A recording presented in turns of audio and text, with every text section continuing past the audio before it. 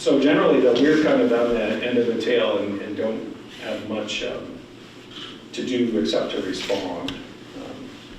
I guess, you know, those are my real life cases. So one more thing, though, is I was in China, in Shanghai, looking at suppliers with a customer at the beginning of this year. You know, we went to like a foam molding company, Yeah. a screw company, machine shop, and they had the variety from the scary, you know, very unsafe pollution to these highly efficient lean companies that could be set up anywhere around us. And I think, so the molder, though, is taking their competitive edges coming out of the environment over there, no matter worker safety, for real. Right. So how do you compete with that? Where over here it's going the opposite direction, where we're doing more for our people, more for the environment. Right, and that's the whole China issue, Yeah. which I think is important and distinct from the Canadian, Mexico, kind of European situation. But thank you for that. Thanks. Good. Rob Golden, I'm from H2 Innovation, Leader Operator. We bought Leader almost 3 years ago here in Swanton. Our company, we're in water, and also we have different divisions, but I'm in charge of the maple and agri-food division, so we have a shop here with 50 people. The impact of the tariff, mostly on the China tariff, on the last 4 years has been really hard on Leader. We are using raw material, raw stainless steel valve and things like that, the price of the American stainless steel is roughly 40–45% more than the Chinese stainless steel. So the impact, that even with the 25% tariff that we have to apply, so in our case we need to buy, we're still buying the Chinese stainless steel, but our cost is 25% more.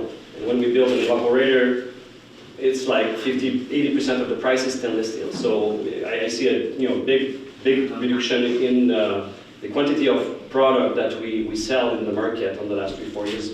And it's all going to the Canadian company. And we own like a shop on the two sides of the border, so I could really see the game, where it's we could just not compete. It's impossible. Even though the customer like to the Buy America product and all that, it's really hard to compete because of the raw material.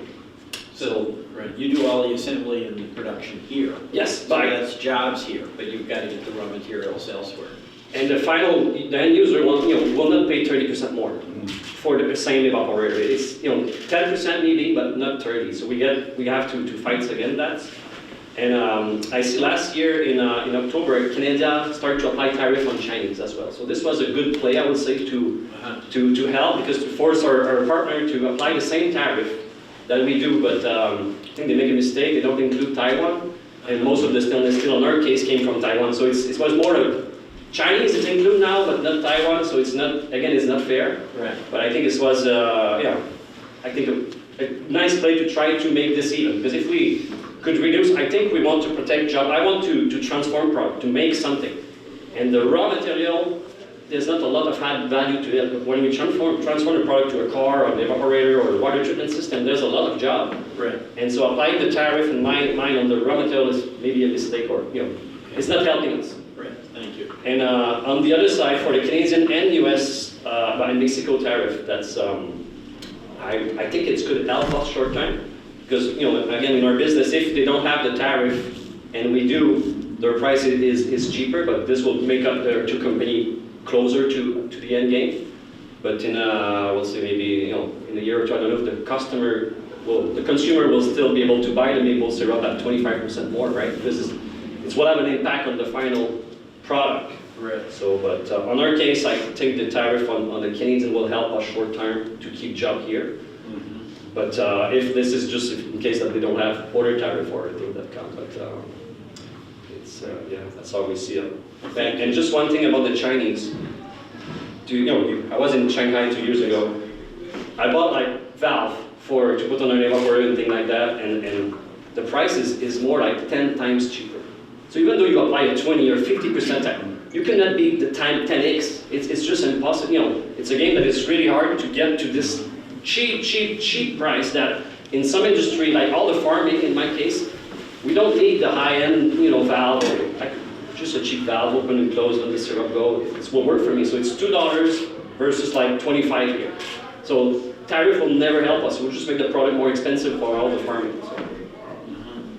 Yeah, I mean, this is the kind of practical information that we need, because it's not as though you can just have a one-size-fits-all without it having significant variable impacts. Thank you for that. Mary? Yes, thank you, Senator. Thank you for having us and for your service all these years, particularly right now. This is obviously a really important issue for Vermont, particularly on the energy side, with our long-standing history with Hydro-Quebec and the province of Quebec for our energy needs. That's both on the electric side. We also have a strong relationship with Quebec for energy on the natural gas side and on the renewable natural gas side. So we certainly are paying a lot of attention to this issue, and we think first and foremost that the details of any tariff will be very, very important for us to really ascertain the impacts this could have to Vermonters. And I want to say we are putting together as many mitigation strategies as we can to minimize the impact to Vermonters if there is one. On the electric side, there are 3 buckets where tariffs could come into play. The first is we have all the electric distribution utilities, or most in the state, have a power purchase agreement with Hydro-Quebec. For Green Mountain Power, that serves about 20% of our portfolio needs right now, or translates to about 1 million megawatt hours a year. Comes from Hydro-Quebec. And that's a big if, because the details of the tariff would matter. If that was hypothetically here applied to just Green Mountain Power's 20% portfolio, it'd be up to $16 million a year in additional power costs. So that would go directly to ratepayers, Correct. including businesses and homes, Correct. farms. It's already out there. And we would work, like as I said, we would work as best we could to mitigate those impacts. But you know, a just 25% on a tariff. practical level, if you get a 25% increase in cost, there's no way you can mitigate that, right? Not significant. We would be working with, we're a part of a regional grid, so we'd be working with the other New England states and ISO New England. And certainly another characteristic here of a tariff that would be important would be any Canadian retaliation, for example, which that the hydroelectricity coming from Quebec not only serves Vermont, but it serves the region. Right. And so to the extent that supply is cut off for any reason, it will drive potentially supply constraints in the region, which would also drive up costs for Vermonters. The third bucket really relates to just materials similar to what I think a lot of folks here will mention, but we do components of the electrical grid, think transformers, reclosers, electrical switches, overhead conductors, are either procured from Mexico or Canada, or components of them. They might be assembled in the United States, but components are from those areas. And so that too is another area, our materials and inventory costs that could drive up from a potential tariff, particularly between Mexico and Canada. But the big one we're focused on is, the electricity procurement and a potential 25% tariff on our megawatt hours. Now, I do think we have a very strong, healthy relationship with Hydro-Quebec. I think the state does in general with Quebec, and we're hopeful we would continue that relationship as well we can. But certainly in a case like this,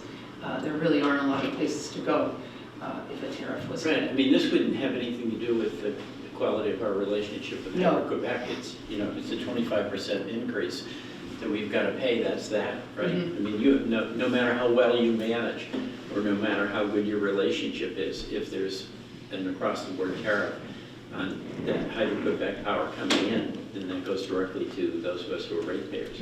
Yeah, thank you. Thanks, Mary. Senator, thanks for hearing us out here today. Peter. Peter. I'm Mike. So I work for Pool & Grain. We're a 4th generation family-owned feed company. We do nutrition, kind of basically all of New England, as far as Ohio, down to Virginia, kind of a round circle, if you would. We have 6 locations. 4 of those locations are directly within minutes of the Canadian border. Our products essentially are very heavy. You know, shipping is always a very important part of what makes us efficient and cost-effective and competitive. So with tariffs coming into the Canadian potential crossings of corn or canola, especially where there's not other options, would put a lot of tremendous pressure on our ability to buy competitively against other markets, right? Because we compete with places where the basis is much lower already. So they've been a great partner for companies like us. So you're buying from Canada? We're buying, yeah, we buy corn, oats, molasses, canola, gluten, distillers. There's a couple of specialty products that get manufactured there, alfalfa, a lot of sunflower seeds, and so it's we're a $150 million business, and we figure it moves depending on how the market moves, but it's 30 to 40% of what we buy. So when we look at the possible tariffs, obviously it could be up to $10 million. That affects all of our business and our employees. We have 150 employees. It's going to make it difficult too. So if we can go and purchase some of those ingredients in the U.S., but once we start putting more pressure on, either way our cost is going up. So we haven't got the margins to offset that. The sellers don't have the margins to offset that. So essentially, the farms and users of our grain products and feed products are going to pay more. There's no other option for that. Right. It's a direct increase, which would be quite large for them. And the other piece of that is a bit troubling is, the unknown for us right now, not knowing, and so a lot of our customers are trying to contract, a lot of them have. So we've committed a price of, let's say, $200 on a ton of corn delivered to the farm. So now we don't know what's going to happen February 1st, and these contracts go out. Most of them end in September, but that would be quite damaging to if we had to eat those contracts. It would, Oh, I see. So you have a contract that's Yes. Yes. After that, there's a 25% increase. Absolutely. You eat that. Yeah, so I mean, we'd have to deny our customers that, or do a force majeure, do something that would affect that. But it's the reason they contract is to manage their costs at farms and manage their margins, which are very, as you know, very thin. The other thing, the retaliation part for us is, like when I look at the numbers for Canada and for Mexico, they're fairly nice importers of dairy products from the U.S. Right. So if those products, if they tariff our dairy products and they become uncompetitive, it affects the margin. So our dairies are going to pay more, and then they're going to lose profitability from milk pricing. Well, interesting you say that, because in the first round of tariffs in the first administration, the Trump administration, the Midwest farmers in particular were really hammered. And in order to compensate for their loss of market share, Congress appropriated $12 billion. So it cost the taxpayers $12 billion to basically try to fill in the hole of the loss of market share for those farmers. Yeah. So I get your point. Yeah, and the other perspective I have, which is probably not particularly valuable, but when I look at the per capita, right, the deficit, right, we're at about, obviously import-export deficit. But if you look at it on a per capita basis, these are pretty small countries, right? And it's kind of unique that they're probably spending more per capita or importing more U.S. goods than what they're exporting. So it's just, Okay. It was helpful. Thank you. Thank you. Peter, nice to see you again. Thank you. My name is Jake Kolscheider. I'm with Ann Deringer here in St. Albans. We've been here, we're a third-generation family business. We've been here for over 100 years. Our primary business is customs brokerage, which means we help customers import their products in the United States. We have about 500 employees across the country, 100 of them owners.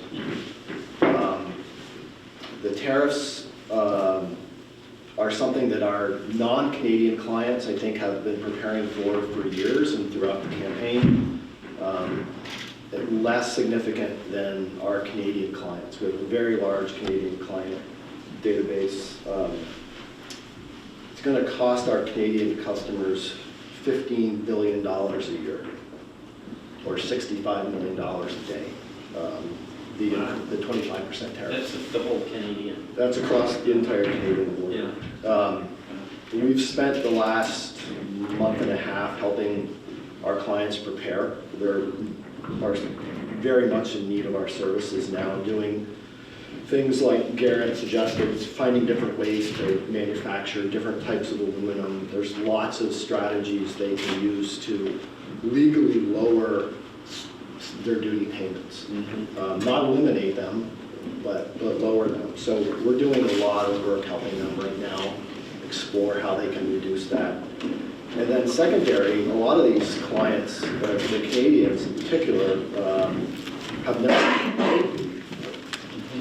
So a big challenge for them is setting up and being prepared to pay these types of duties mechanically to the U.S. government. Setting up the accounts, getting the authorizations, and then to import to the United States, you have to have what's called a bond, customs bond, that's based upon the duty that you pay. Their duties will increase dramatically. That bond will become saturated within probably the first month of the duties, some within days. And so that bond has to be replaced or upgraded before they can import. They basically can lose their import privileges very, very quickly. So those are the three strategies that we're spending a massive amount of time doing right now. Helping our customers prepare, helping them learn how to build the price of the duties into their goods. And it's, I would say the Canadians in particular are shocked. It was not part of the political campaign, so it wasn't something that they had prepared for, and I think had always been viewed as a bit of a safe harbor for exports in the United States. Right. I suspect that will continue in the long run, even if there's something in the short term. But, so it's very significant. Thank you. Yeah. No, I mean, one of the things that's really, it goes back to, Garrett, what you were saying, and you're saying, just that maneuvering that you have to try to do in terms of something that yesterday was pretty simple. Aluminum's aluminum. Today is highly complex. No, that's not aluminum, but this is. So, you're helping folks try to figure that out. Yeah, and there's some things people can do, and there's some there isn't. You know, as far as this area here locally, if you were to draw a line from Randolph through Middlebury and then across New York State and up, almost all of the gas and diesel and home heating fuel comes from Canada. So that'd be similar to those tariffs, like the natural gas. Yeah. Right. Thank you. Yeah. Senator, Hi. thank you so much for having me today. Thank you. I'm Sarah Muirhoff, I'm the Director of Communications and Advocacy for the Associated General Contractors of Vermont. We represent more than 200 members in the building and trades. And within that membership, that can range from Vermont Timber, which employs roughly 2,000 folks in Starksboro, to DEW, Ireland, Casella, employers of hundreds and hundreds of Vermonters. I would point to, you brought up some of the tariffs that were imposed during the former Trump administration, so we have some recent history on how this impacts folks. I was just reading through a 2023 report from the U.S. International Trade Association, which pointed to the construction industry as one of the most highly impacted industries People from here, these tariffs. speak up a little bit. Oh, yeah, sure, sorry about that. I'm used to having a microphone. Yeah. And I would say in the construction industry, that is an industry where the cost of raw materials very directly impacts the end product. I actually have a quote from one of my members, if I can read that out loud, that I think is very telling. This is from Kevin Moyer, who's the owner of Vermont Frame. Quote, tariffs have always been bad for everyone. As a business owner who buys a lot of timber from Canada, I am very worried about the impact of tariffs on my company. I cannot absorb those costs and will have to push them through to my clients in the form of price increases, which will make my company less competitive versus other construction techniques like conventional digging, etc. So I think that quote really says it all, right? Especially when within the construction industry right now, I mean, it's so in high demand in Vermont. We're actively recovering from numerous very severe natural disasters, and then of course facing a very acute housing crisis. That infrastructure to recover from those natural disasters is not going to happen without construction, and those homes are not going to be constructed without construction. And I think people would honestly be surprised how small the profit margin is in construction, particularly for residential projects, and especially if you want that end home to be affordable for folks, which is of course the goal in Vermont. There's very much an acute crisis of affordable housing. And so we should be, I think, very concerned about the potential impact to increase those energy prices at the end of the day. Thank you, Sarah. Yeah? Thank you, Senator. Amy Spear, President of the Vermont Chamber of Commerce.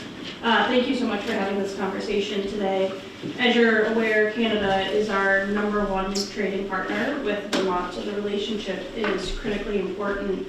And what we've heard from a lot of members, in particular in the manufacturing space, is while there might be opportunity for reshoring to take place, you know, we are so we're so heavily reliant on the raw materials from Mexico and Canada that we're really anticipating to see those tighter margins and higher prices. And where we'll see the continuum disruption is really at every single phase when we're looking at imports and exports. And just to put a couple of numbers on it, when we're looking at imports, we had 321 million in imports last year, 159 million in exports, which was a 6% increase year over year. But when we're thinking about what we're exporting from our state, you know, we're looking at aerospace and aviation, for example. A lot of the fuel gauges that are in the air right now come right from Vermont, and that will be disrupted by tariffs when we see them. So, you know, when we're looking at this, we know your advocacy at the federal level and nuancing the details will be critically important as we look ahead to these tariffs that we'll be facing. So thank you for your work. Thank you. Thanks, Amy. Morning, Senator. I'm Brett Long. I'm the Deputy Commissioner of the Vermont Department of Economic Development. It probably makes more sense for me to talk about some of the issues at a higher level. Yeah. You know, what folks are saying are that inputs are going to be more expensive to their businesses, and that supply chains are going to be disrupted. As you said, it's going to make it more complicated to continue to do business or continue to do business effectively. That's going to likely translate into higher prices, and higher prices can only be passed along to such a degree before businesses' unit sales go down. So all of that winds up in a lot of market uncertainty, which is likely to reduce the amount of capital expenditures that businesses are willing to undertake if they don't really know what the future looks like. And folks raise the prospect of retaliatory tariffs, which only further complicates the issue. And you made reference to the earlier tariffs, and in our department, we spent a lot of time, especially working with the businesses whose products are going back and forth across the border. Huge impacts last time around, where these businesses were getting wallops going both directions. And that kind of distills down to, well, how does this impact Vermonters themselves? You know, costs are likely to go up. You know, if we see these increases in energy, it would be a big impact. There's a lot of concern about imports of lumber, which will make housing more expensive. And if businesses are actually forced to slow down, there's the potential for reduced numbers of hours and therefore salaries, wages, and potential job losses. So all of it really kind of gets compounded into uncertainty about how this is all going to wind up going forward. Thank you. And we're joined by our treasurer, Mike Pichek.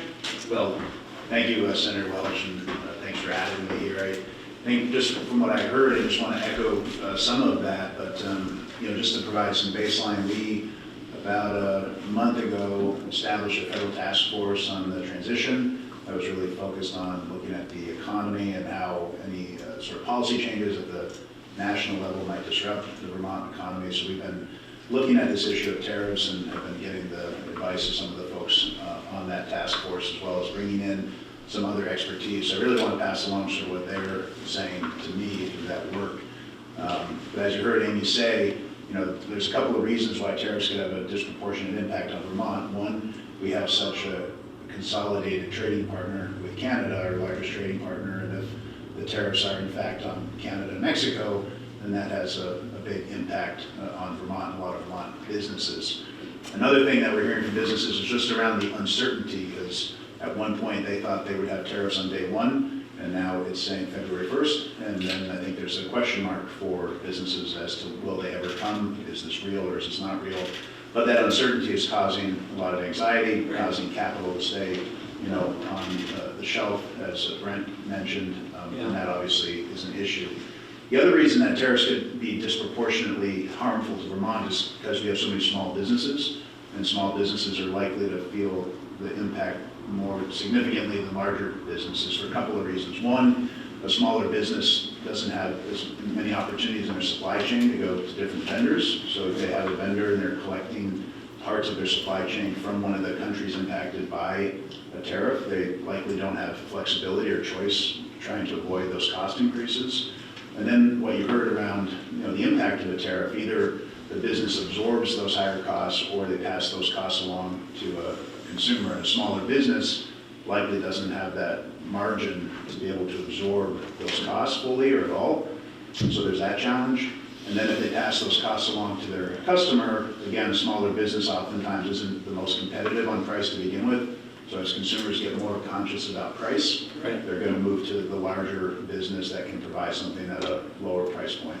So I think tariffs can have an impact across the economy, but certainly can impact small businesses, which are the vast majority of businesses and manufacturers in Vermont. And then just a couple of individuals that are on our task force that represent the maple industry and rural healthcare. So they've talked about how you might think Vermont's the largest producer of maple in the United States. Maybe this is a positive thing, but they also talk about how much of their equipment comes from Canada and much of their packaging and product comes from. I'm in this business. Yeah, so and the product and packaging comes from China, which is another country that's being talked about in terms of tariffs. And then rural healthcare, they get a lot of their PPE and equipment from China, and rural healthcare operates on extremely low margins. So that would be a situation where they probably have to pass it along to consumers, which already has significant pressure in the healthcare sector. Well, this is all very helpful. Let me just kind of lay out my thoughts on the basis of what you were saying. Number one, there is a shared goal, all right? President Trump wants a stronger economy. I agree, we all do.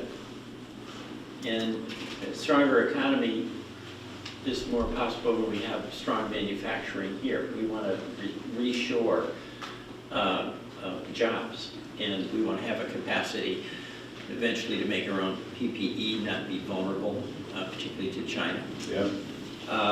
We want to have the capacity for the advanced chips that are so essential to the innovation economy. So my starting point is shared goal, strong economy. The Trump administration is putting faith in a means to get there by using tariffs. And what you've made very clear is that could hurt, not help, the effort to get that strong economy.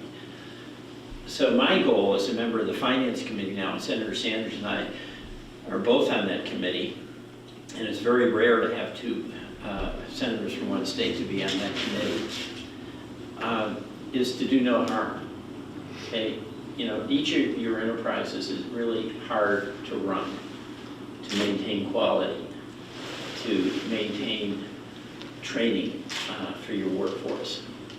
And the goal you have with your workers and your product is a good product and treating our workers right. And everything I'm hearing from you is the combination of, number one, the uncertainty, number two, the kind of gamesmanship that you have to start to engage in to try to do an end around is very exhausting and time consuming. But then number three, no matter how much you are able to maneuver, a 25% tariff is a 25% increase in cost to your ultimate consumer. And then you start losing market share. I mean, we started losing market share. We haven't gotten back to Brazil on a lot of these agricultural products. So there can be some long-term damage. So my goal is to get the specifics on this so that when I'm making my case on behalf of Vermont, it's grounded in the reality, of each of your businesses. Here's what happens. Because then we're not having an abstract argument about whether tariffs are good or bad. We're talking about a real business along the Canadian border, right here in Vermont, and what it does. So this is very helpful. And Fauna and Rebecca are here. And Michelle is the pride of St. Albans. So what our office is going to be doing is constantly getting this concrete information, and today was day one in doing that. Because what I find in my advocacy with my colleagues is that the more concrete I am, the more progress we make, because it then isn't about, who did you vote for, what do you think about this or that. It's like real, it's real jobs, real people. And your situation, I just don't see how there isn't a hammer to all of us who are ratepayers, and all of us are, if there's an across-the-board tariff on the Hydro-Quebec importation. So this is, I really appreciate you being here today, because only you can speak in this concrete way that I think is absolutely essential for us to try to do no harm. So again, I start with the proposition that the President's goal is to make a stronger economy. I share that. One of his means of doing that is the tariffs. And it's clear that that can do more harm than good. And we don't want that to happen. People are so month to month desperate about whether they can cover the bills. And that's on our farms where it's really tight margin. It's in our households where people are paying high cost for energy, high cost for housing, high cost for rent. So this is very helpful, but this is going to be ongoing work that the congressional delegations can be doing together on behalf of advocating for basically a do no harm policy, so that the hard work you are doing isn't made harder. That's my goal.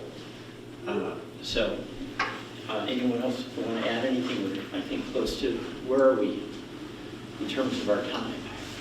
I'd like maybe 2 or 3 more minutes. Yeah, anybody want to add anything? But that's just, you can even react to what I said, but that's my goal. And what I'm hearing from you is this is very dicey for each of you in your enterprises. Can I ask a question? Yeah. Do we think we have the resources, especially human resources, to bring all this production back to the U.S.? Well, that's a really good question, because that gets us into the whole immigration policy. And everything I hear from talking to our employers, from one end of the state to the other, is that we have jobs but not workers. It's a real challenge for our businesses. And you have a couple hundred of them in the combination of a shortage of workers compared to the need in jobs. And then I think the housing costs that are so difficult for people to move here. If you don't have a foothold in the housing market, it's really, really tough. So I think that's a real concern that I have. It gets us into this secondary topic on immigration and also affordability issues that face every Vermonter. I would add, Senator, on the point that you Yeah. brought up of the uncertainty of it all and just the anxiety that it brings to business owners. I mean, I can speak to the construction industry where there are already such supply chain issues there have been for years. Right. And when you enter in any kind of volatility into those supply chains, it can throw just everything, for a curve. And there's a fair question of whether it's fair to business owners to have to bear the brunt of that anxiety, and then also some of the downstream effects, say, for instance, in preparation for anticipated retaliatory tariffs, maybe a particular firm decides to stockpile on Canadian timber, anticipating, and then if it doesn't actually take effect, then it was all for naught. Maybe that's payroll for them. Like, there are all these kind of secondary. Well, it's interesting. Just listening to you, but everybody, I actually think one of the arguments that I can make to the administration is that before they do anything, they are actually the ones that have to answer these questions. Because otherwise, it's this across-the-board fiat, right? And then everybody else has to pick up the pieces. So, I think there should be a burden on the advocate of a significant policy change that clearly, just from this small room, right, in St. Albans, Vermont, the amount of disruption that is going to happen to each of your enterprises is immense. So the advocates, the administration, I think, really has to take some ownership of answering the kind of practical questions that are raised by your commentary. And by the way, I talk to my colleagues, obviously, a lot.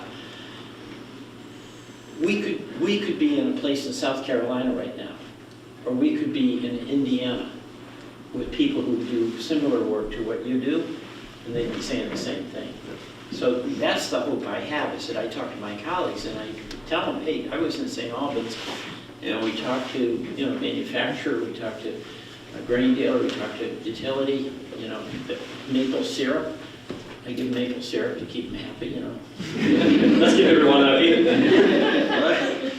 You may only get a half a pint instead of a pint. But the point is, that's the unifying thing here, because you're speaking about your enterprise, but your compatriots, who you don't even know, but in other parts of the country, are facing similar challenges, okay? So I do think it's important for the country to have a do no harm policy here. And that, I think, suggests restraint on the part of a rollout until some of these practical questions that you're raising and others around the country are raising are answered.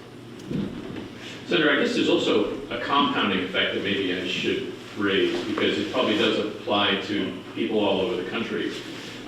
We've been actively administering some disaster recovery programs around the COVID impacts and the flood impacts to businesses. Right. And day in and day out, we have people who have received a preliminary award, but as they go through the bidding process, they find that the costs have increased so much they're not able to move forward with the project. So if we get in a situation where we're, again, increasing costs, it's just going to be even harder to do things like water and wastewater projects that are so important to our communities.